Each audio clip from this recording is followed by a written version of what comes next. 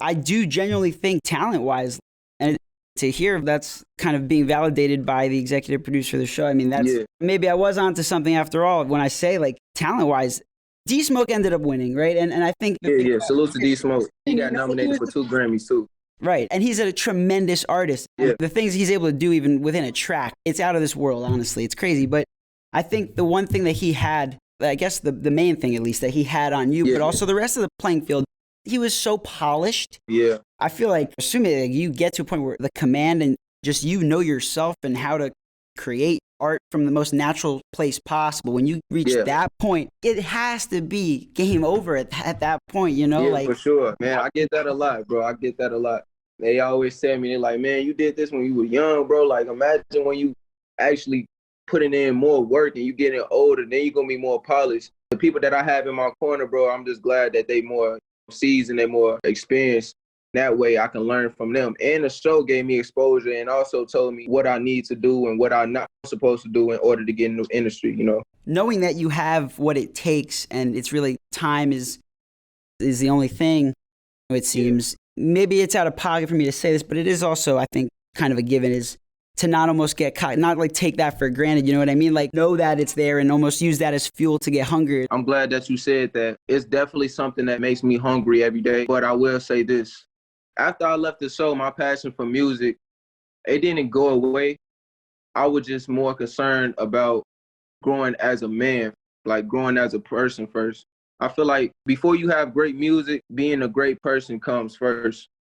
So I took a break from music and I just focused on my mental health and I tried to figure out what it was that was stopping me from being successful. What was stopping me from being, you know, why wasn't I so confident? Why wasn't I, you know, doing the things that I normally do? Absolutely. And I took a break off music and I went through pain. I went through depression. I went through anxiety. I went through all types of emotions that you possibly could feel. And I took a break and I wrote all my feelings down. I wrote a lot of songs. I wrote all my experiences down. I needed some time just to get my mental health right, just to make sure that I was right mentally before I can put myself out there. Because I had to love myself. I wouldn't say that I didn't love myself. I just had to find out more about me. And that led to the mixtape that I'm about to drop. It's about to go crazy. Through all that you were talking about, finding yourself, would you say that God or faith, you know, was something that you picked up or didn't have before getting to that place where, you know, you needed to get to? I'm going to say that I always had faith. I always had faith in myself. I put myself on the show. I had to be confident enough to be on the show and say, fuck it, have enough faith. But I feel like after I left the show, I started losing faith. Oh. And I really didn't know what was the answer. I still don't know. Like, I think it had something to do with my passion for music. My passion for music wasn't the same for a minute. And I'm like, hold on, let me take a break. Did your priorities shift like a certain way? Or was it kind of just a general passiveness? Bro, I still some questions that I'm like, why? I think ultimately, like, it was just my music. It was like music was the only thing that I, like, not the only thing that I love, but it was my favorite thing to do. I love that more than anything. When I come home, I made music. When I was sleepy, I made music. Hungry, I made music. Every time, any type of emotion I was in, I made music 25/8, and anybody can tell you that. So when I stopped making music, I stopped being passionate for music for a little bit, and I just felt like a part of me that was empty, and I'm like, what's going on? Like, why can't I feel the same way? Why I'm not happy about making music anymore? And I think what made me get my passion back and what made that fire just came back was just literally realizing where I come from, where I started, why I started, like, why am I doing it, who I'm doing it for. And once I start answering those questions to myself, I start gaining my passion back for music, and I start having to not give a fuck attitude. Like, I don't give a fuck what nobody have to say about my music or who may like it or who don't like it. I know I'm making it for a better purpose, and I'm making it for the people that's going through the same thing I'm going through. That's the true definition of confidence, honestly. Yeah, so would the show have been one of the first times, because you were in high school and probably got pretty good feedback. So, like, would you say the show was kind of the first experience you had with your work being challenged in a way? Yes, I would say that's the biggest challenge. I'm not going to say my first time being challenged, because in high school, my talent was challenged. I used to have talent shows every year. Look, I said, we all got different perspectives, right? I'm never listening. A black man struggling but still managed to have his chain glistening. He in the house because he was running out of water. Want the new Gucci belt, but he forgot about his daughter. When you talking, I was hearing you. When we gon' focus on the real instead of focus on the money and materials. And if we talking about some change, ain't believing nothing in the industry. I'm Stevie Wonder, I ain't seeing nothing. But who am I to judge? That's like I'm a victim. You tell me I got the freedom living in this cycle system. We killing every day, but everybody acting lazy. A white man kill us, and all of a sudden we acting crazy. Why should I dream?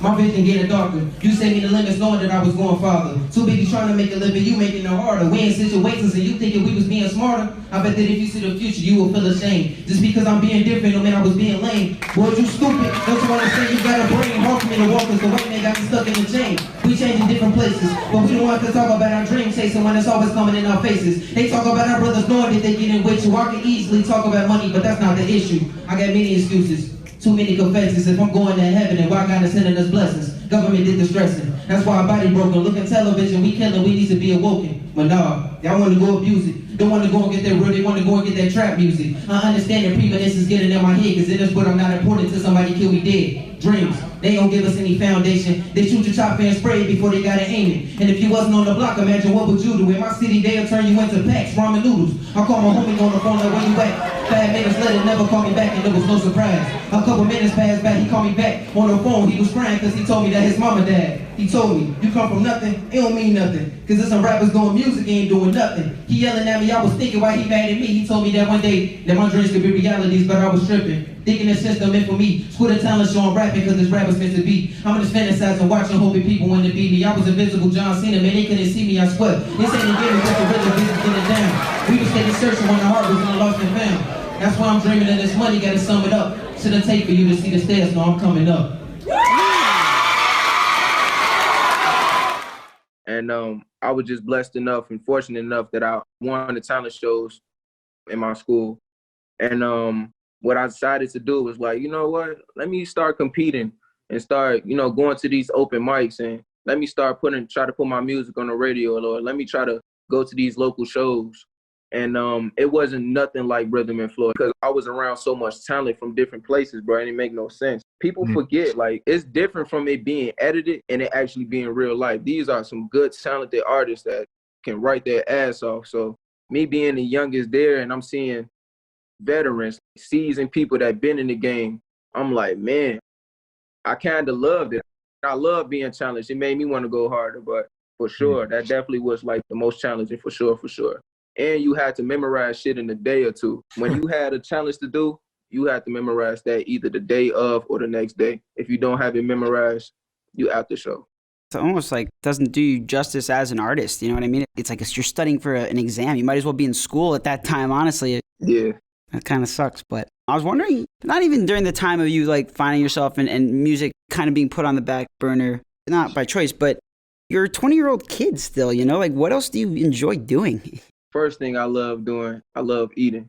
I love food. Yes, sir. I love basketball. I'm mad that the Clippers fucking choked. You're a Clippers fan, not a hometown Bulls guy. Oh, yeah, of course I'm a hometown Bulls fan. Chicago first, for sure, but we stink.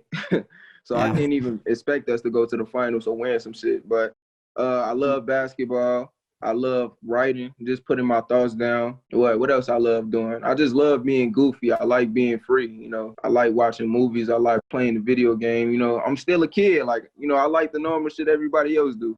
Absolutely. You get one meal. What do you go with? Macaroni and cheese. It got to be from my mom, though. Homemade. Homemade, bro. Baked macaroni and cheese. If it's not baked macaroni and cheese from my mom, I don't want it. I don't want to touch it. You can't beat homemade mac, like, especially from your own mom. Like, there's a lot of goodness just packed into one thing. Homemade, mom-made mac and cheese. Like, ugh, this just one thing after the other. My mom, I'm trying to tell y'all, if y'all had some macaroni from my mom, baked macaroni and cheese, y'all would not want to stop eating it. Kind of getting more into you as a person. Like, what are you studying at school, or have you declared yet? So I was going to school in University Park, Illinois. It's a school called Governor State. Mm-hmm. I was going to school there. I was on and off because I had music going on. I had some stuff to handle. But I talked to the dean, and I'm able to go back to school whenever I want to, just because I got music. Like, he understands that I have things I have to put in place. So I can just go back to my school anytime and just get my degree, for sure. That's awesome. Yeah, that's nice. Sounds perfect for your situation. Yeah. man, the people that I'm involved with, they look out for me for sure, for sure. I got to give my gratitude. What field are you studying or interested in studying? I was studying business and marketing just because I'm an artist. I'm trying to not only do my music, I'm trying to do fashion, I'm trying to do acting, I'm trying to put my hands in all different types of things, because when I'm older, I'm not just trying to get my money from music, I'm trying to get my money from all different types of things, you know. That's what make a real millionaire or billionaire. They got their hands in all different types of stuff. Drake is not just making his money from rapping. JayZ is not just making his money from rapping. They getting their money from clothing, stocks, acting, you know. I'm just trying to have my hands in all different types of stuff so I can be able to be absolutely up there with them. Yeah. JayZ, I don't even think most of his money, or even close to most of his money, comes from rapping. Same with like Kanye. It's only a portion at this point. He made a lot of money off rapping, but he just made a deal off NFL for like, I don't even know how much, but I know it was a crazy amount of dollars. Also, he's providing the artists that perform at the halftime show, so he's gonna make money off of people watching J-Lo and Shakira, you know, get down and then go stream their music. You know what I mean? Like, he makes money off of that after the fact. It's like opportunistic. That's genius. I didn't even know he did that. I just know he signed a deal with NFL for something. I didn't really know what it was. Yeah. But long story short, it's just basically telling these artists, if you're an upcoming rapper, bro, it's always good to rap. Like, music is my first priority. You got to have your hands in all different type of things, bro. Because later down the line, when you like 40 years old, nobody want to hear you rapping no more, bro. It's hard to stay creative.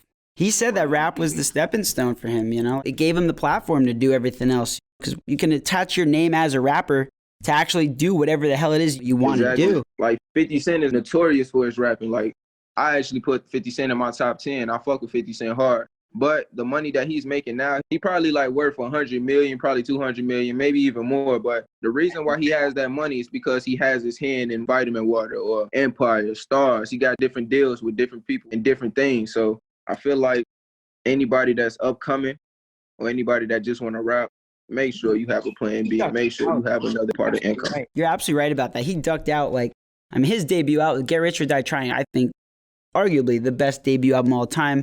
For me, it was ironically, you mentioned 50 Cent in your top 10. For me, he literally was the first rapper I ever heard and was like, holy shit. I was a little kid. I was like, rap music, what the hell is this? Like, this is crazy. I was the biggest 50 Cent fan, bro. I had the 50 Cent game. I had the 50 Cent shoes. I had the 50 Cent album cover, bro. I had the do-rags, all types of stuff, bro, man. It take back memory lane. But long story short, make sure you got your hands in all different types of things, man.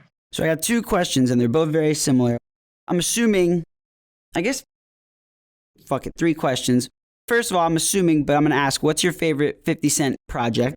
Get Rich or Die Trying. There you go. So with that, pretty much obviously being said, what's your favorite track on that project, if you have one or maybe two or three? Hustler's Ambition is my favorite song by 50 Cent ever. I feel like you can get like a really good feel for a hip-hop fan's taste based on what their favorite track on that particular album was, because you have 21 Questions on it, you have In the Club. He had a lot of bangers on there. People fail to realize, like, 50 Cent used to be that nigga back then, bro. 21 Questions on there, Hustler's Ambition. I don't remember all the songs, but I know a couple. Like, I know the ones that I really fuck with. Yeah, and I'd be remiss to also, I guess, more so the beat than anything, and some of his bars on it too, but If I Can't, I think If I Can't is one of the hardest beats. One of my favorite 50 Cent bars is like, I'm 50 Cent, I write a little bit, but I pop nines. I was just like, bro, yo. He said one of the illest shit ever, and I forgot what his wordplay was exactly, but he said, your friends gonna change, but your enemies stay the same. And that's the realest shit ever. Like, your friends are gonna change, but your enemies stay the same. That applied to my life, bro, because I got a lot of friends that I used to fuck with, changed, and all my enemies, they still my enemies. The energy stays. Real shit. That's crazy. But I told you, like, it's a kind of a three-part question. And that third question was, you said 50 is easily in your top 10, right? So top 10 for sure. I gotta know. So who fills out the top 10? If top 10's a little, much to ask, who fills out the top 5? Not in order. Oh, I wouldn't ask you to do that. Yeah, not in order. Okay, so my top 10, Pac. Yeah. Baby. This not in order. Pac, Big, Big Pun. This favorite artist or what, like favorite rapper? That's a good question. I mean, you could go the MC route, like just MC, lyricist, or art. I mean, like, I'm gonna let you decide, because if it's like a Kanye kind of thing where you take into account, that's what I was about to say. Right. Like, yeah. Kid Cudi's definitely in my top 10. J. Cole is in my top 10. Juice WRLD's in my top 10. 50 Cent. All right. it's not just all my rappers are like, you know how everybody be like, yeah, you gotta have Pac, Big Pun. That's the MC. Yeah, that's the MC conversation. Just the MC shit. Some people just be saying that because other people just saying that. They feel like they need to put those in their list because that's the popular thing to do. But I'm not gonna put all the best lyricists in my shit. Like I'm gonna just say Kid Cudi, J. Cole, Kendrick, 50 Cent, Hov, of course, Biggie. Mm-hmm. That's like 7, 8. I'm gonna just name 2 more. Sure. Eminem. He was shot and killed before he was able to reach the notoriety point, but he came up with Biggie and JayZ. But I always say my number one as far as rapping ability went was Big L. His Big cadences. L, man. Yeah, bro. Man, I'm mad he died, bro. That's that my nigga top. So cold. Yeah, his wordplay and his I don't think anyone rapped quite like that. I think it was different. Bro, he freestyled a whole track with nothing but metaphors and similes. Like it's out of this world. Oh yeah, Wayne is in my top 10. Wayne. But Big L, bro, I was watching the video. He went in the studio, nothing written, just freestyle, killed it. Same thing JayZ did. I was gonna say, I was wondering if you're alluding to the radio freestyle where they gave him a beat and it was JayZ and Big L were together. Young JayZ. That's the one I'm talking about, yeah. He dropped his first out in 96. I think he was like in his mid-20s at that point. But a young JayZ and then Big L, like imagine being in that room. Bro. Maybe when COVID finally comes to a close and you can perform again, you can maybe pull through Syracuse. We'll have you there. We have all our artists come through freestyle. Create that environment. I would love to. I've never been to Syracuse before, but the city would be lucky to have you come through for a show and whatnot. For sure.